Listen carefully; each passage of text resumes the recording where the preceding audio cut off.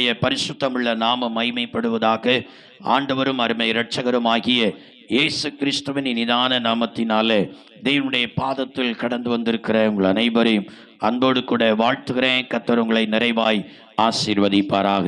இந்த நாளிலும் செய்திக்காக தெரிந்து கொண்ட வேத வசனம் எரேமியா தீர்க்கதரிசியினுடைய புஸ்தகம் 21வது அதிகாரம்.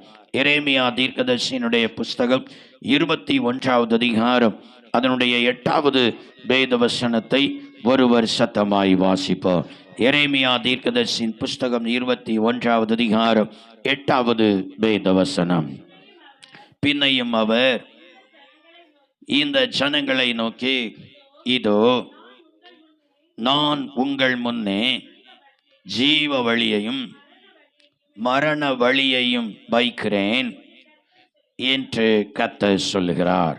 பின்னையும் அவர் இந்த ஜனங்களை நோக்கி, இதோ நான் உங்கள் முன்னே ஜீவ வழியையும் மரண வழியையும் வைக்கிறேன் என்று கர்த்தர் சொல்லுகிறார் என்று சொல்லி இந்த வேத வசனத்தில் நாம் வாசிக்கிறோம். இந்த நாளிலும் செய்தியினுடைய தலைப்பு ஜீவ வழியை தெரிந்து கொள் என்கிற தலைப்பில் தேவனுடைய வார்த்தையை இந்த நாளிலே நாம் தியானிக்க போகிறோம். தேவனாகிய கர்த்தர் தேவ மனுஷன் ஒவ்வொரு மனுஷனுக்கு முன்பதாக ஜீவ வழியையும் வைத்திருக்கிறார்.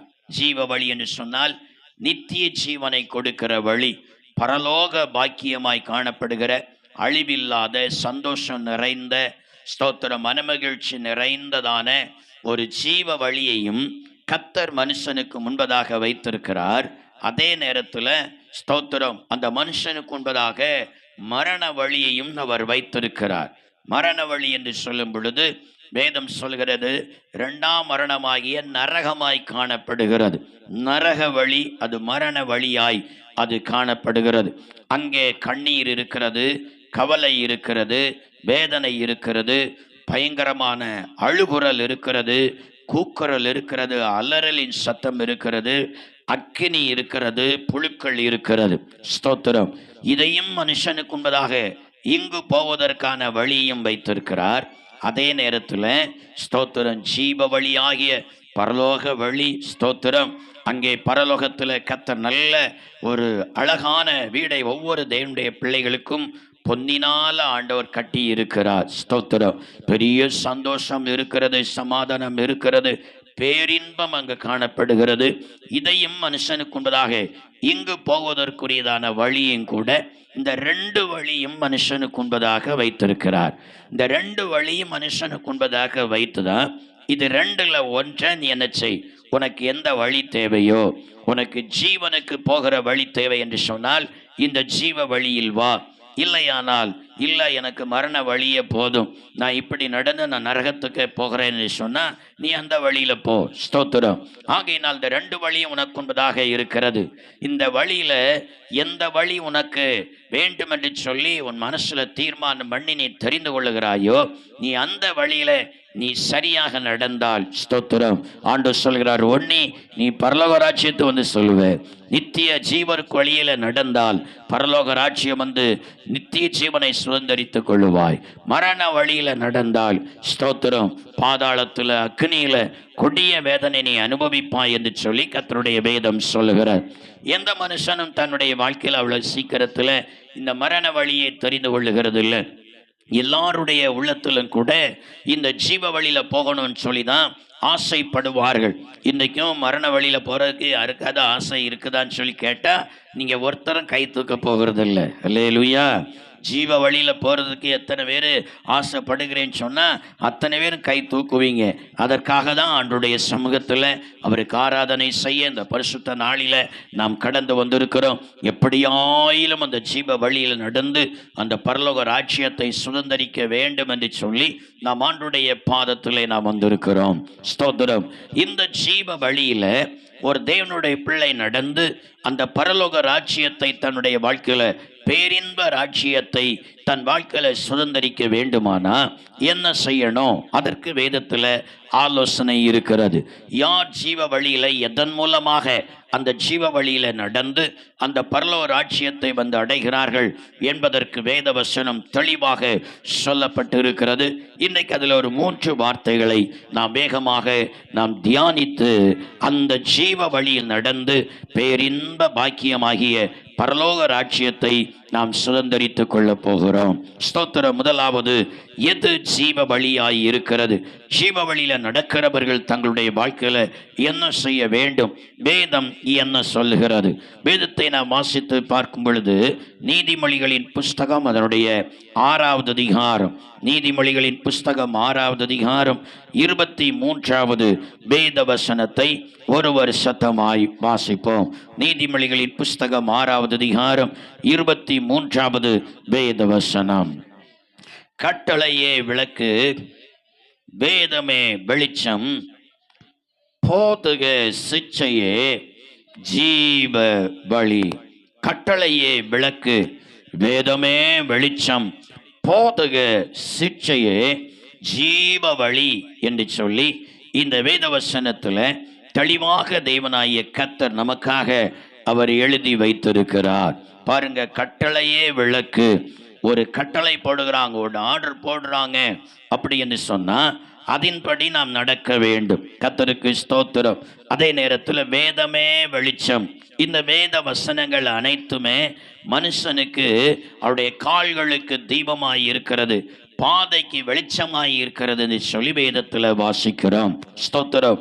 இந்த வேத வசனத்தை கொண்டு போதகர் சில காரியங்களை நமக்கு அவர் கட்டளையிடுகிறார், நமக்கு அவர் போதிக்கிறார், நம்மை அவர் எச்சரிக்கிறார் என்று சொன்னால் ஸ்தோத்திரம். அந்த வேத வசனத்தின் கீழே நாம் தொடர்ந்து வாசிக்கும் பொழுது போதக சிச்சையே ஜீவ வழி என்று சொல்லி கர்த்தருடைய வேதம் சொல்லுகிறது. அல்லேலூயா.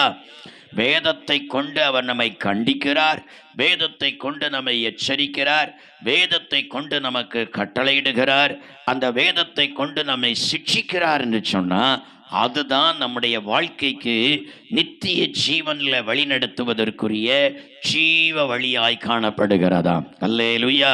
கர்த்தருக்கு ஸ்தோத்திரம். அப்போ ஒரு தேவனுடைய பிள்ளை தன்னுடைய வாழ்க்கையில ஸ்தோத்திரம் போதகர் அவர்களை நடத்துகிறதான ஆலோசனையின்படி, எச்சரிப்பின்படி, அவர்களை நடத்துகிற அவர்களுடைய கட்டளையின்படி, அவர்களை சிட்சிக்கிற சிட்சையை கூட தங்களுடைய வாழ்க்கையில சந்தோஷமாக ஏற்றுக்கொண்டு அதன்படியே எந்த ஒரு தேவனுடைய பிள்ளை நடக்கிறார்களோ அவர்கள் நிச்சயமாய் பாதாளத்துக்கு போக மாட்டார்கள், நரகத்துக்கு செல்ல மாட்டார்கள். அவர்கள் கட்டாயம் நித்திய ஜீவ வழியாகிய பரலோக ராஜ்யத்தில் வந்து சேருவார்கள். அல்லேலூயா, ஹல்லேலூயா. இதை எல்லாரும் தன்னுடைய வாழ்க்கையில ஏற்றுக்கொள்ள மாட்டார்கள். ஸ்தோத்திரம். அப்படி என்ன, போதகர்களை கண்டிக்கிறதற்கு நாங்க என்ன போதவர் வீட்டு பிள்ளையா? போதர் எங்களை கண்டிப்பதற்கு, எங்களை சிட்சிப்பதற்கு, எங்களை எச்சரிப்பதற்கு, எங்களுக்கு அவர் ஆர்டர் போடுவதற்கு எங்களை விலைக்கு வாங்கி வச்சிருக்கிறாரா? எங்கள் எச்சமானனா? அவர் எப்படி எங்களுக்கு ஆர்டர் போடலாம்? அவர் எப்படி எங்களை கண்டிக்கலாம்? அவர் எப்படி எங்களை சிட்சிக்கலாம் என்று சொல்லி சிலர் தன்னுடைய வாழ்க்கையில் சிலர் நேரடியாக கேட்பார்கள், சிலர் தனக்குள்ளேயே பேசிக்கொள்வார்கள், சிலர் வீடுகளில் போய் ஒருவருக்கொருவர் பேசிக்கொள்வார்கள். இப்படி பேசிக்கொள்ளுகிறவர்கள், தனக்குள்ளே சொல்லிக் கொள்ளுகிறவர்கள், சிந்திக்கிறவர்கள் அந்த ஜீவ வழியை தங்களுடைய வாழ்க்கையில இழக்கிறார்கள். அந்த ஜீவ வழியை விட்டு அவர்கள் என்ன செய்கிறார்கள்? அந்த மரண வழியில் அவர்கள் போகிறார்கள். இயேசுவை அறிந்தும் ரட்சிப்பை பெற்றும் ஞானஸ்நானத்தை பெற்றும் சில நேரங்களில் தேவனுடைய பரிசுத்த ஆவியினுடைய அபிஷேகத்தை பெற்று சபையில் வந்து ஆராதித்து கம்யூனிஸ்ட் சர்வீஸில் கூட பங்கெடுத்தும் கூட போதோருடைய சிக்ஷையை, போதோருடைய கட்டளையை, போதோருடைய எச்சரிப்பை அவர்கள் தங்களுடைய வாழ்க்கையில் அலட்சியப்படுத்தி, இவர் எங்களை எச்சரிப்பதற்கு யார்? இவர் எங்களை கண்டிப்பதற்கு யார்?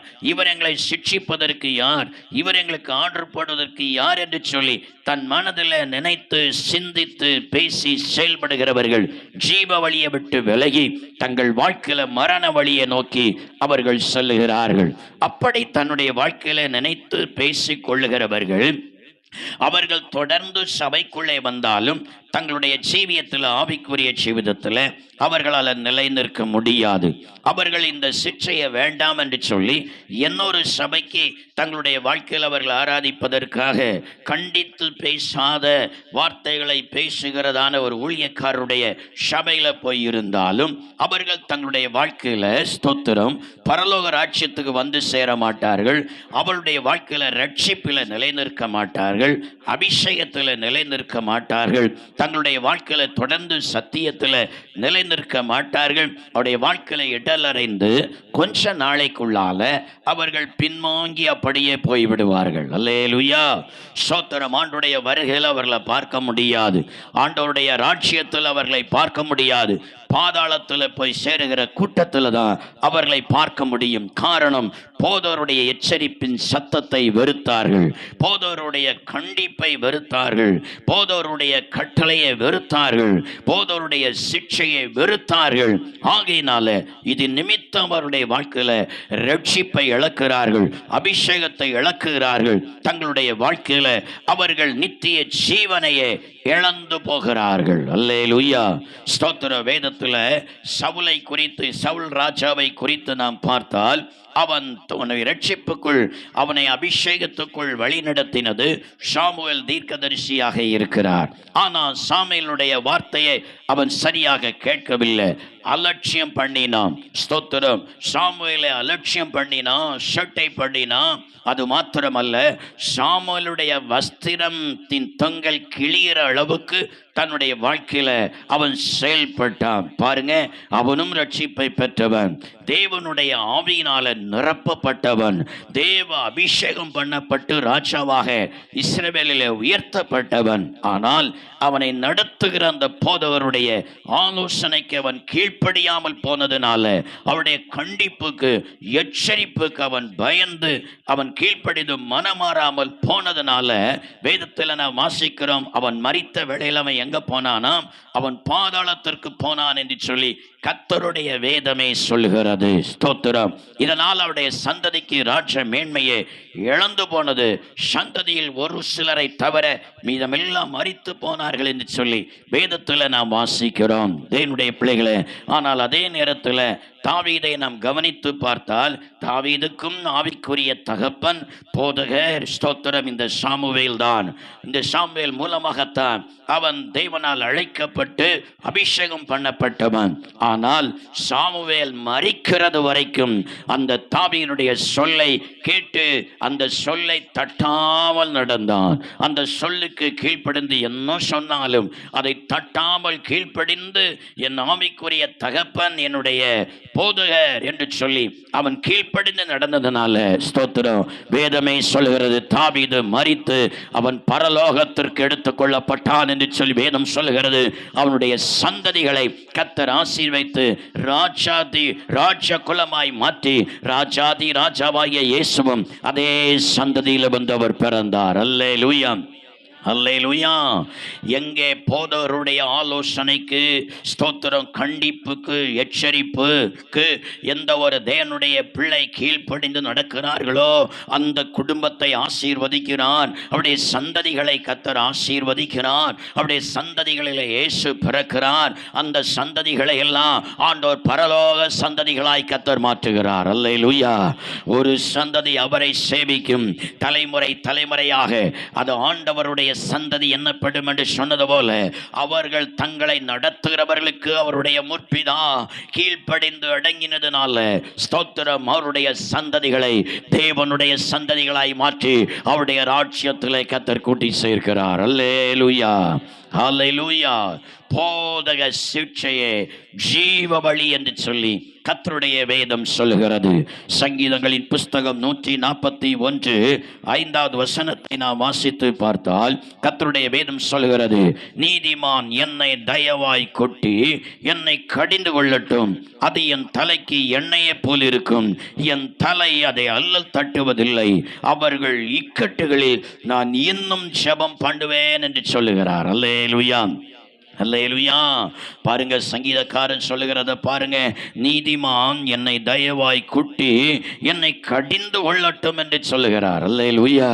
அவர் என் தலையில 2 கொட்டு கொட்டு தந்து, ஆமா 2 கொட்டு தந்து என்னை அவர் கடிந்து கொள்ளட்டும். என் தலை அதை தள்ளல் தட்டுவதில்லை. அல்லேலூயா. அது என் தலைக்கு எப்படி இருக்கிறது? நீதிமான் என் தலையை கொட்டி என்னை கடிந்து கொள்வது என் தலைக்கு எண்ணெயை போல் இருக்கிறது. நான் அதை அல்லல் தட்டுவதில்லை என்று சொல்லி அவர் சொல்லுகிறார். அல்லேலூயா. ஸ்தோத்திரம். அப்படி தலையில கொட்டி கடிந்து கொள்ளுகிற அந்த நீதிமானுக்காகவும் அவருடைய இக்கட்டுல, நீதிமானுடைய இக்கட்டுல நான் இன்னும் அவர்களுக்காக நான் ஜெபம் பண்ணிக்கொண்டே இருப்பேன் சொல்லி பக்தர் சொல்லுகிறார். அல்லேலூயா. ஹல்லேலூயா. அவர் எவ்வளவு ஒரு தாழ்மை பாருங்க. என்ன அவங்க அடித்தாலும், என்னை குட்டினாலும், என்ன கண்டித்தாலும் நான் உங்களுக்காக, என்னை நடத்தின என் ஊழியக்காரருக்காக நான் ஜெபம் பண்ணிக்கிட்டே இருப்பேன். அவங்களுக்காக அவருடைய இக்கட்டுகளில் கர்த்தர்களுக்கு அற்புதம் செய்யும்படியாக நான் ஜெபம் பண்ணிக்கொண்டே இருப்பேன். அவர்கள் என்னை கண்டிக்கிறது எனக்கு தலையில் எண்ணெய் பூசினது போல் இருக்குதுன்னு சொல்லுகிறார். அல்லேலூயா. அல்லேலூயா. சிலரை கண்டிக்கிறது அவருடைய வாழ்க்கையில் ரொம்ப வேதனையாக இருக்கிறது. ஸ்தோத்திரம். அவருடைய இருதயத்திற்கு கசப்பாக இருக்கிறது, வெறுப்பாக இருக்கிறது. சிலர் கூப்பிட்டா காதை கேட்காதது போல இருப்பாங்க. சிலர் அலட்சியம் பண்ணுவாங்க, அசட்டை பண்ணுவாங்க. அவர்களை கண்டிக்கிறது அநேகருக்கு தன்னுடைய வாழ்க்கையில் பிடிக்காததுனால அவருடைய வாழ்க்கையில் விதமான ஆக்டிவிட்டிஸ் எல்லாம் தன்னுடைய வாழ்க்கையில் அவர்கள் செய்கிறாங்க. ஆனால் வேதம் சொல்லுகிறது, நீதிமான் என்னை கண்டிக்கிறது, என் தலையை அவர் கொட்டுகிறது, என் தலைக்கு எண்ணெயை போல இருக்கிறது, என் தலை அதை அல்லல் தட்டுவதே இல்லை. அல்லேலூயா. அல்லேலூயா. கர்த்தருக்கு ஸ்தோத்திரம். நல்ல ஒரு ஆவிக்குரிய ஜீவிதத்தில் ஸ்தோத்திரம் இருக்கிறதான ஒரு தேவனுடைய பிள்ளை, ஆவிக்குரிய ஜீவிதத்தில் வளர்ந்து கொண்டிருக்கிற, ஜீவ வழியில் நடந்து கொண்டிருக்கிற ஒரு தேவனுடைய பிள்ளைய ஸ்தோத்திரம் ஒரு ஊழியக்காரர், அவர் நடத்துகிற ஊழியக்காரர் கண்டிச்சிட்டார். கோபத்தில் நல்லா திட்டிட்டு அடுத்த நேரத்தில் ஸ்தோத்திரம், ஏம்மா நான் உன்னை திட்டேம்மா, உன்னை பேசிட்டேன் கோபத்தில் அப்படின்னு சொல்லுகிற நேரத்தில் அந்த தேவனுடைய பிள்ளை, இல்லை பாச, நீங்கள் என்னை கண்டிப்பதற்கு எனக்கு கடமைப்பட்டு இருக்கிறீங்க, இன்னும் என்னை கண்டிங்க, இன்னும் என் வாழ்க்கையில் என்ன குறைனால கண்டிங்க பாஸ்டர், நான் என்னை திருத்தி கொள்ளணும் எப்படி என்று சொல்லுகிறார்களோ, அதை ஏற்றுக்கொள்ளுகிறார்களோ, அவர்கள் தான் தன்னுடைய வாழ்க்கையில் ஜீவ வழியில் சரியாக நடந்து கொண்டு இருக்கிறார்கள். நித்திய ஜீவனை ஒரு நாளிலே பெற்றுக்கொள்வார்கள். கரங்களை தட்டி அந்த கர்த்தரை நாம் மகிமைப்படுத்துவோம். அல்லேலூயா. ஹல்லேலூயா. ஸ்தோத்திரம். போதகருடைய கண்டிப்புக்கு ஸ்தோத்திரம், போதகருடைய ஸ்தோத்திர சிக்ஷைக்கு, போதகருடைய ஸ்தோத்திரம் எச்சரிப்பின் வார்த்தைக்கு ஒரு தேவனுடைய பிள்ளை தன்னுடைய வாழ்க்கையில் கீழ்ப்படியாமல் போய்விட்டால் அவருடைய ஜீவிதத்தின் முடிவு எப்படியாய் மாறுகிறது? வேதம் என்ன சொல்லுகிறது? வேதத்தை நாம் வாசித்து பார்க்கும் பொழுது நீதிமொழிகளின் புஸ்தகம் 5வது அதிகாரம், நீதிமொழிகளின் புஸ்தகம் 5வது அதிகாரம் 11வது வசனத்தில் 14வது வசனம் வரைக்கும் இருக்கிற வார்த்தைகளை நாம் வேகமாய் வாசிப்போம். நீதிமொழியின் புஸ்தகம் 5வது அதிகாரம் 11 14 வரைக்கும் இருக்கிற வார்த்தைகளை வேகமாய் வாசிப்போம். முடிவிலே உன் மாம்சமும் உன் சரீரமும் உருவழியும் போது நீ துக்கித்து, ஐயோ போதகத்தை நான் வெறுத்தேனே, கடிந்து கொள்ளுதலை என் மனம் அலட்சியம் பண்ணினதே, என் போதகரின் சொல்லை நாம் கேளாமலும் எனக்கு உபதேசம் பண்ணினவர்களுக்கு என் செவியை சாயாமலும் போனேனே, சபைக்குள்ளும் சங்கத்திற்குள்ளும் கொஞ்சம் குறைய எல்லா தீமைக்கும் உள்ளானே என்று முறையிடுவாய் என்று சொல்லி வேதம் சொல்லுகிறது. அல்லேலூயா. பாருங்க, போதவருடைய சிக்ஷையை, போதவருடைய கண்டிப்பை தன்னுடைய வாழ்க்கையில ஏற்றுக்கொள்ளாமல் ஸ்தோத்திரம் அதன்படி நடப்பதற்கு மனமில்லாமல் அந்த கண்டிப்பை வெறுக்கிறவர்கள், அந்த எச்சரிப்பை வெறுக்கிறவர்கள், அந்த சிக்ஷை வெறுக்கிறவர்கள் ஒரு நாளில என்ன செய்வார்களாம்? அங்க சொல்லப்பட்டிருக்கு முடிவில், உன் மாம்சமும் உன் சரீரமும் உருவழியும் போது நீ துக்கித்து. அல்லேலூயா. ஏன்னா என்னைக்கும் நாம ஆரோக்கியமாக இருக்க போறது இல்லை. அல்லேலூயா. வாலிபமும் என்றைக்கும் வாலிபத்தில் இருக்க போகிறது இல்லை. ஸ்தோத்திரம். நல்ல ஆரோக்கியமாய் இருக்கிறவர்களும் என்றைக்கும் ஆரோக்கியமாய் நாம் இருக்க போகிறதில்லை. ஒரு நாள் எல்லா மனுஷனுடைய வாலிப தன்மைகள் மாறுகிறது. அல்லேலூயா. வாலிபம் மறைகிறது, ஸ்தோத்திரம், ஆரோக்கியம் மறைகிறது, பலன் குன்றுகிறது, சரீரத்தில் பலவீனங்கள் வருகிறது, வியாதிகள் வருகிறது. இன்னதெல்லாம் டாக்டர் சாப்பிடக்கூடாதுன்னு சொல்லி ஆர்டர் போடுகிறதான ஒரு காலம் வருகிறது. அல்லேலூயா, அல்லேலூயா. போதகர் சொன்னா பல நேரங்களில் பலருக்கு அது வெறுப்பாய் இருக்கிறது. ஏன் இவர் எப்பவும் இப்படி பேசுகிறார் சொல்றாருன்னு சொல்லி. அதே நேரத்தில் பாருங்க, ஏற்ற வேலை வருகிற நேரத்தில் ஒரு காலத்தில் டாக்டர் ஆர்டர் போடுவார். அல்லேலூயா.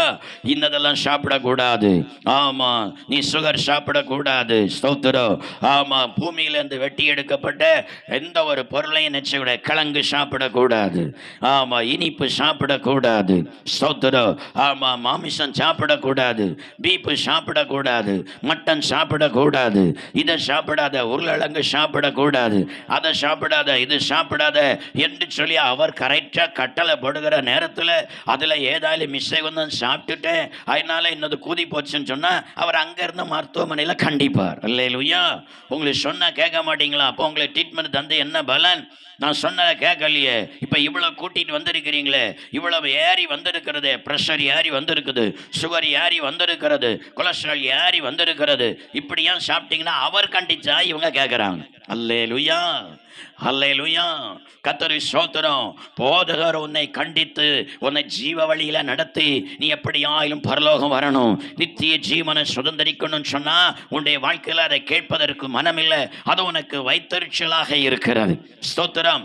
ஆனால் ஒரு நாளில் இப்படிப்பட்ட ஒரு சூழ்நிலை, சரீரத்தினுடைய அழகு மங்கும், சரீரத்தினுடைய ஆரோக்கியம் மங்கும், சரீரத்தினுடைய பலனெல்லாம் குன்றி போகும். அப்பொழுது உன்னுடைய வாழ்க்கையில நீ அந்த கஷ்டங்களை அனுபவிக்கும் பொழுது, பாடுகளை அனுபவிக்கும் பொழுது நீ சொல்லிக் கொள்ளுவாயா, என் போதகரின் சொல்லை நான் கேளாமலும் எனக்கு உபதேசம் பண்ணினவர்களுக்கு என் செவியை சாயாமலும் போனேனே. ஐயோ, இப்பொழுது நான் எப்படி மாறிவிட்டேன். சபைக்குள்ளும் சங்கத்துக்குள்ளும் கொஞ்சம் குறைய எல்லா தீமைக்கும் உள்ளானேனே என்று சொல்லுவாய். அல்லேலூயா, அல்லேலூயா, ஸ்தோத்திரம். அன்னை ஒரு நாள் நீ உணர்கிற ஒரு காலம் வரும், ஒரு நாளை கண்ணீர் விடித்து கதறுகிற ஒரு காலம் வரும். ஐயோ, நான் கேட்காம போயிட்டேனே, நான் கீழ்ப்படியாமல் போயிட்டேனே என்று சொல்லுகிற காலம் ஒரு நாள் வரும். அல்லேலூயா, கர்த்தருக்கு ஸ்தோத்திரம். பாருங்க, என்னுடைய தாயார் சொன்னது எப்போதும் எனக்கு எப்போதும் ஞாபகத்துக்குள்ளால இருக்கும். ஸ்தோத்திரம், நான் உங்களுக்கு சொல்லி இருக்கிறேன். ஸ்தோத்திரம். முன்னால கொயர்ல இருந்து என் தாயார் பாடுவாங்க. ஒரு நாள் அவங்க பக்கத்துல கூட இருக்கிற பிள்ளைகிட்ட பேசி கொண்டிருந்தாங்கன்னு சொல்லி பாஸ் என்ன செய்தார், அத்தனை பேருக்கு முன்னால கண்டித்தார். அத்தனை பேருக்கு முன்னால கண்டித்ததுனால ஸ்தோத்திரம், அடுத்த வாரத்தில் என்ன செய்யல, கோயிலுக்கு வரல. பாஸ்டர் நல்லா போய் பேசி பார்த்தார், கேட்கல. அத்தனை பேருக்கு முத்தியில என்னை கண்டிச்சதுனால நான் வரமாட்டேன் அப்படின்னு சொல்லி என்ன செய்தாங்க, பின்னால போய் இருந்துட்டாங்க. ஸ்தோத்திரம். ஆனா வயதானது, சுகர் வந்தது, சரீரத்தின் பலனெல்லாம் குன்றினது.